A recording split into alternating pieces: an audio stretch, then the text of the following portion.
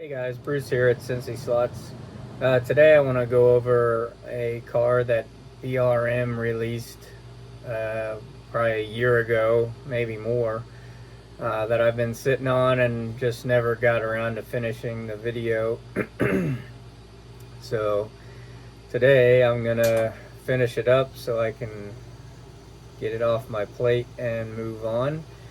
It's an interesting decision on the car that they produced that we're doing the video on. It is the VW Scirocco.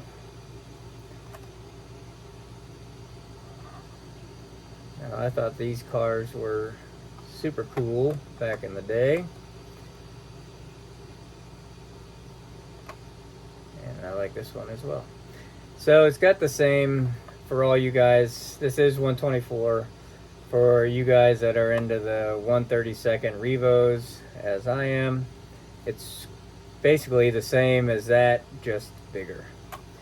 So I'm going to pop the body off. I'll show you the underside first. I kind of like how they do the Scirocco, and you know, when they make whatever brand car is, the name is stamped on the bottom. Oh, excuse me.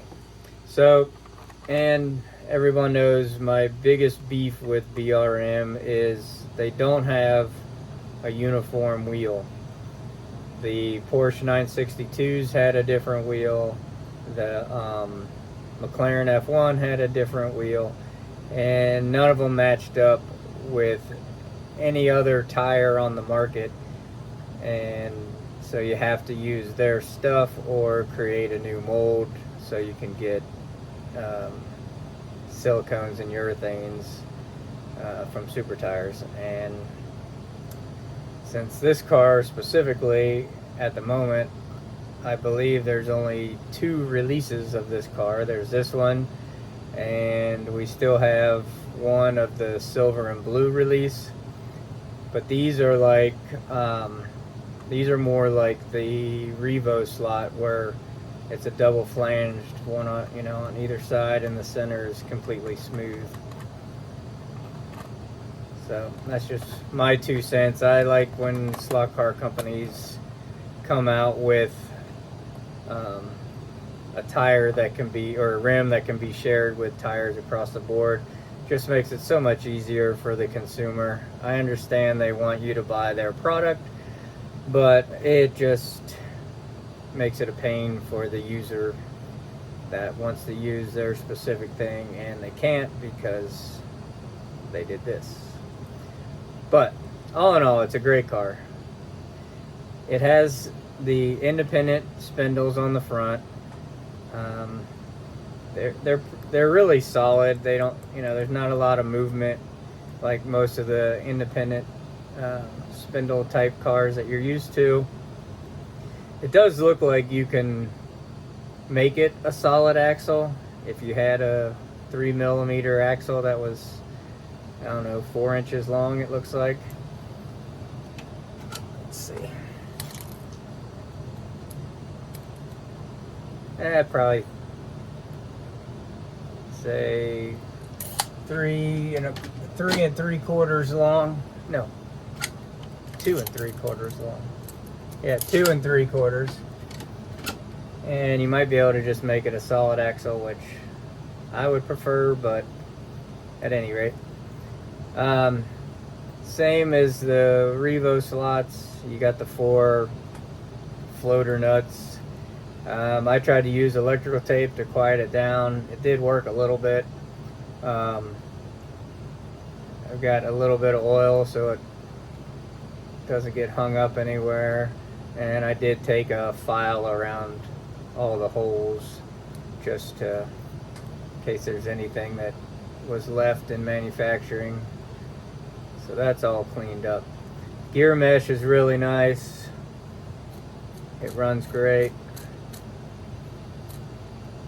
And the tape and the oil quieted down a little bit. I think a lot of the noise is vibration body noise, which, you know, you can fix that as well. It's held on by 4 screws. typical of Revo slot and VRM. And the body screws, just go on those. Yeah, this one doesn't have any chassis adjustment. I know that some of the Revo slots, you can change the body mounts. You can bring it forward or drop it back. But this is a 19K motor, 19,000 RPM. And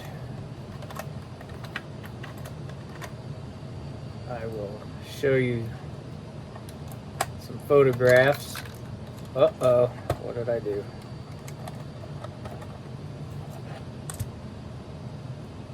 Thought I heard something shake off.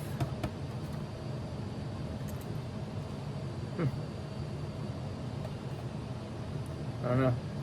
I don't see anything missing, so we're gonna just put it back. But I thought I heard something.